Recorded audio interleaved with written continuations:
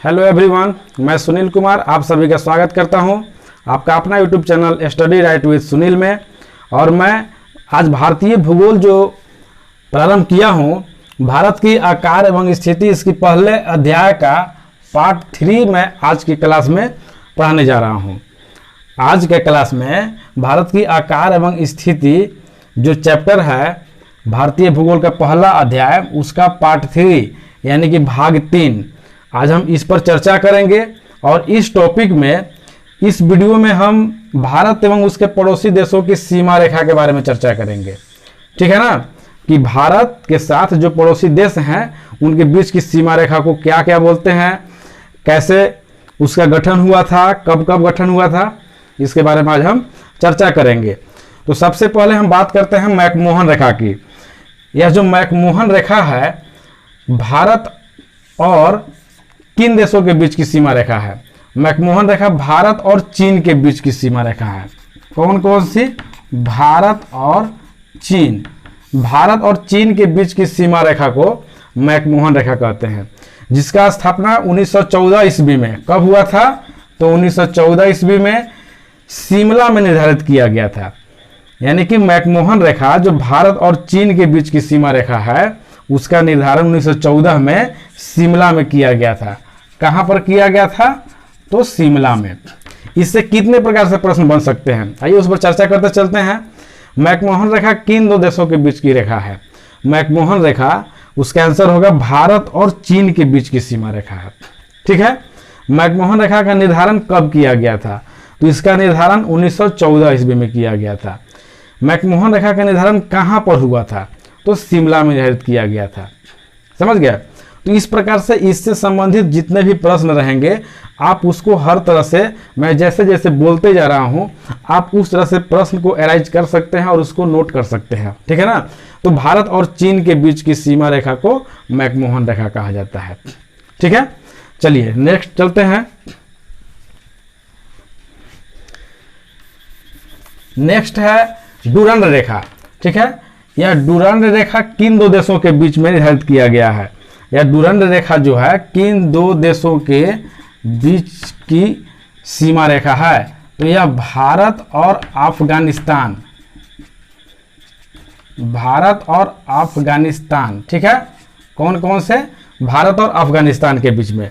इस रेखा का निर्धारण 1896 ईस्वी में किया गया था, जो सर डुरंड के द्वारा किया गया था। ठीक है ना? तो इससे संबंधित जो भी प्रश्न है, आइए उस पर चर्चा करते हैं कि भारत और अफगानिस्तान के बीच की रेखा को क्या कहते हैं? तो डुरंड रेखा। और डुरंड रेखा किन दो देशों के बीच निर्धारित किया गया है? तो भारत और अफगानिस्तान के बीच में। इसकी निर्धारण मतलब कब किया गया है इसको? तो 1896 में। आइए इस मानचित्र में थोड़ा सा इसको समझते हैं। दरअसल डुरंड रेखा जो है वो अभी के टाइम में भारत और अफगानिस्तान के बीच में नहीं है। यह किन दो देशों के बीच में है? तो यह जो है अभी के टाइम में, वर्तमान में डुरंड रेखा जो है पाकिस्तान और अफगानिस्तान, किन दो देशों के बीच में है? पाकिस्तान और अफगानिस्तान के बीच में। समझ गया? आइए यहाँ पर मानचित्र में समझते हैं, पूरा समझ में आ जाएगा। यह जो भारत का जो मानचित्र देख रहे हैं, जो ब्लू कलर से बनाया हुआ है, इसके पश्चिम में यह पाकिस्तान है। जो रेड कलर से यहाँ बनाया हुआ है, यहाँ तक भारत के विभाजन से पहले, जब भारत का विभाजन नहीं हुआ था 1947 ईस्वी में, तो भारत का यहाँ तक मानचित्र था। भारत का सीमा रेखा यहाँ तक था, जो अफगानिस्तान से सटता था। समझ गए? तो भारत की सीमा रेखा जो यहाँ तक था, जो अफगानिस्तान से सट रहा था, उस समय 1896 में ये भारत और अफगानिस्तान के बीच में यह डुरंड रेखा का निर्धारण किया गया था। लेकिन जब 1947 में भारत का बंटवारा हो गया, यानी भारत और पाकिस्तान दो देश बन गए, तो यहाँ से भारत का सीमा रेखा यहाँ हो गया और पाकिस्तान का सीमा रेखा इस बीच में आ गया। तो पाकिस्तान और अफगानिस्तान के बीच की सीमा रेखा डुरंड रेखा हो गया। स्पष्ट हो गया? यानी कि डुरंड रेखा 1896 में जब इसका निर्धारण हुआ था तो उस टाइम यह भारत और अफगानिस्तान के बीच का सीमा रेखा था। लेकिन अभी जब वर्तमान में जब 1947 में जब भारत का विभाजन हो गया, पाकिस्तान एक अलग देश बन गया, तो उस समय वो क्या हुआ कि भारत और अफगानिस्तान के बीच की सीमा रेखा को डूरंड रेखा कहा गया है। स्पष्ट हो गया? क्लियर? अगर ऑप्शन में डूरंड रेखा पूछे कि डूरंड रेखा किन दो देशों के बीच की सीमा रेखा है, अगर वहां पर पाकिस्तान और अफगानिस्तान नहीं है, भारत और अफगानिस्तान है, तो आज भी उसका आंसर भारत और अफगानिस्तान ही होगा। आप इसको स्पष्ट कर लेंगे कि अगर ऑप्शन में पाकिस्तान और अफगानिस्तान नहीं है तो किन दो देशों के बीच की सीमा रेखा है, तो भारत और अफगानिस्तान के बीच में। लेकिन वहां पर अगर ये भी ऑप्शन है पाकिस्तान और अफगानिस्तान में, तभी वर्तमान में इसका सीमा रेखा किसका है? ये पाकिस्तान और अफगानिस्तान का। इसका निर्धारण कब किया गया था डूरंड रेखा का? 1896 में। ठीक है ना? किनके द्वारा? तो सर डूरंड के द्वारा। ये डूरंड जो है उनके नाम पर ही रखा गया है। सर डूरंड के द्वारा इस रेखा का निर्धारण किया गया है। तो चलिए आगे नेक्स्ट समझते हैं। रेड क्लिफ रेखा कौन सा रेखा है? ये रेड क्लिफ रेखा। ठीक है ना? यह रेड क्लिफ जो है वो भारत और पाकिस्तान, कौन कौन से दो देश के बीच में निर्धारित किया गया है?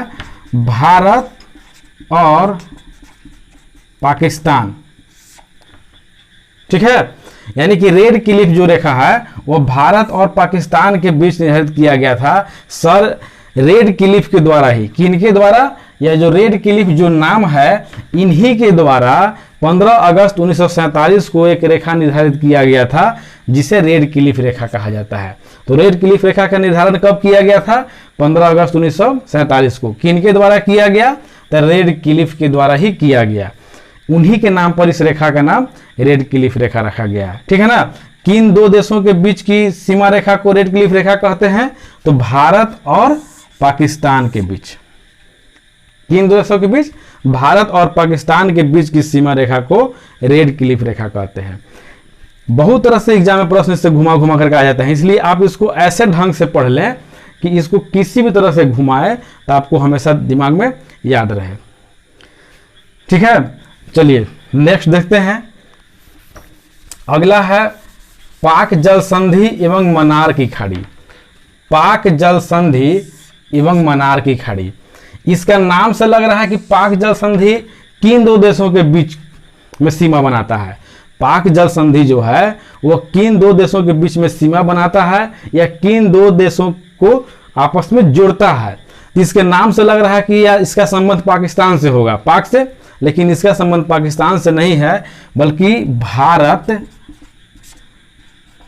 और श्रीलंका।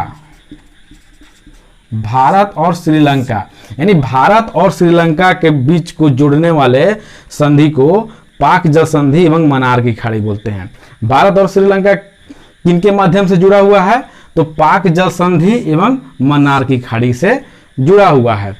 तो इसको आप विशेष कर याद रखेंगे कि पाक जल संधि का संबंध पाकिस्तान से न होकर के भारत और श्रीलंका से है। पाक जल संधि यहाँ देख रहे हैं, भारत और श्रीलंका मैप में आपको दिख रहा होगा।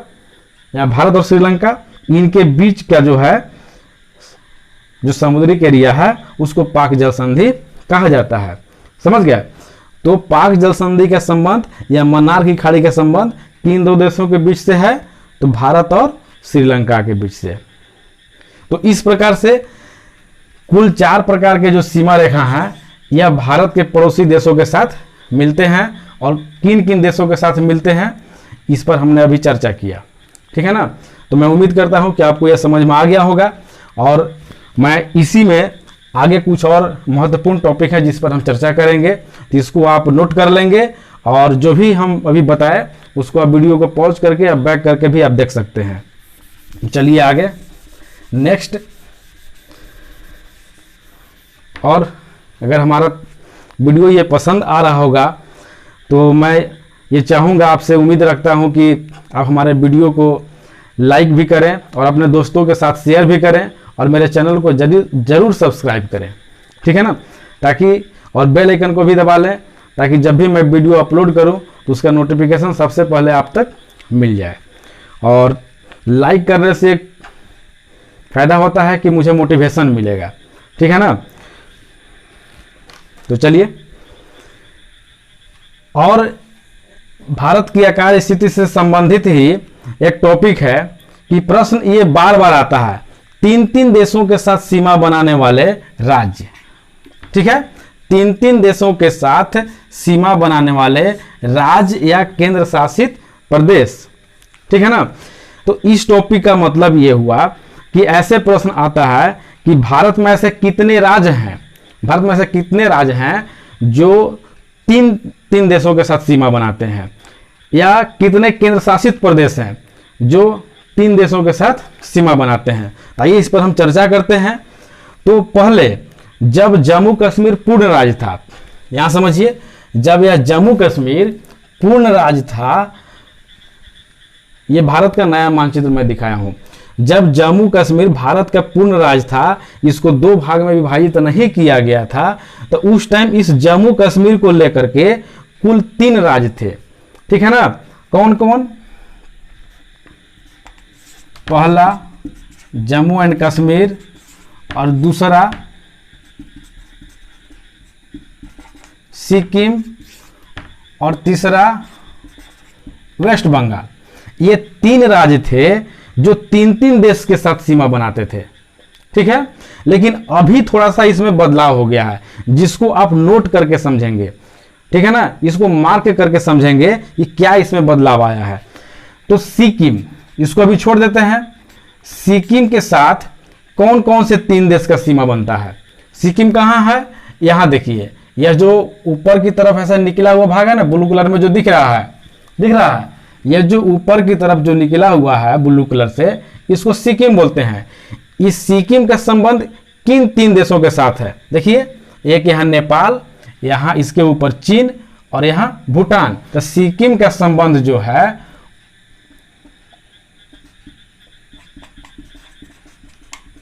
नेपाल, भूटान और चीन। ठीक है ना। तो सिक्किम का संबंध ये 3 देश से है। कौन कौन 3 देश से हुआ? नेपाल, भूटान और चीन। समझ गए।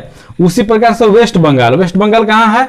ये पश्चिम बंगाल। देखिए आपका यहां से इस टाइप से ऐसे ऐसे पश्चिम बंगाल है,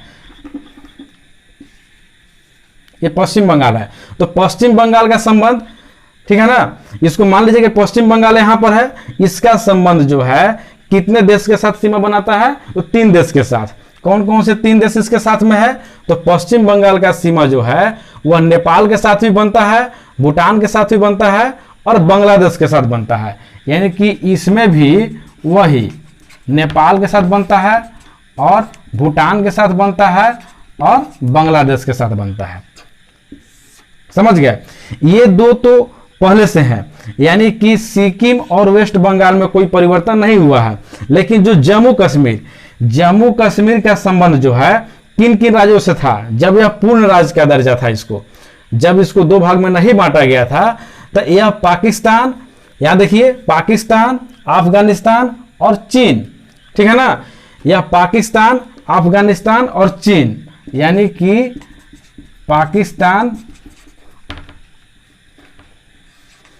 अफगानिस्तान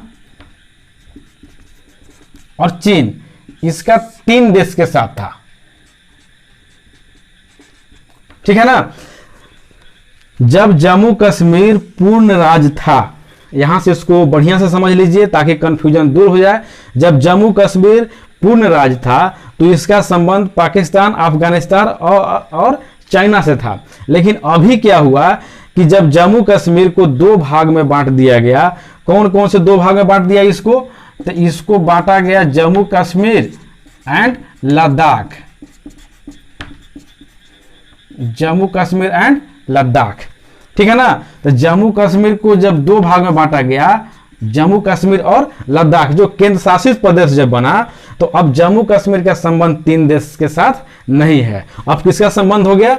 यहां देखिए, लद्दाख जो यहां है, इस लद्दाख का संबंध पाकिस्तान, अफगानिस्तान और चीन के साथ है। यानी कि यहां से प्रश्न बदल गया।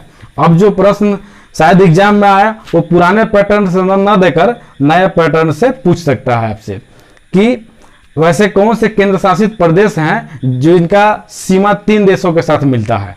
ठीक है ना। तो वो एक इकलौता अभी लद्दाख केंद्र शासित प्रदेश है। कौन सा? लद्दाख, ठीक है ना। यहां स्पष्ट हम लिख देते हैं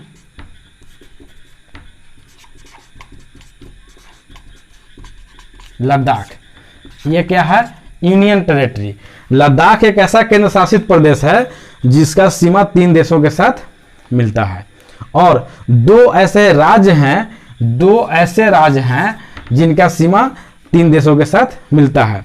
अगर एग्जाम में इस टाइप से प्रश्न पूछे, राज्य और केंद्र शासित मिला करके, ठीक है ना, जैसे यहां हम लिख दे रहे हैं राज्य ऑब्लिक केंद्र शासित प्रदेश।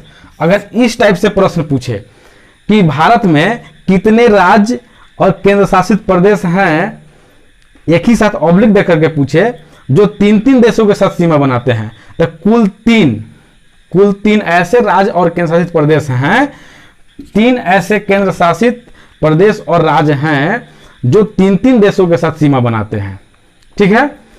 लेकिन अगर राज्य केवल पूछे कितने राज्य हैं जो 3 देश के साथ सीमा बनाते हैं, तो 2 राज्य हैं अभी वर्तमान में, ठीक है ना।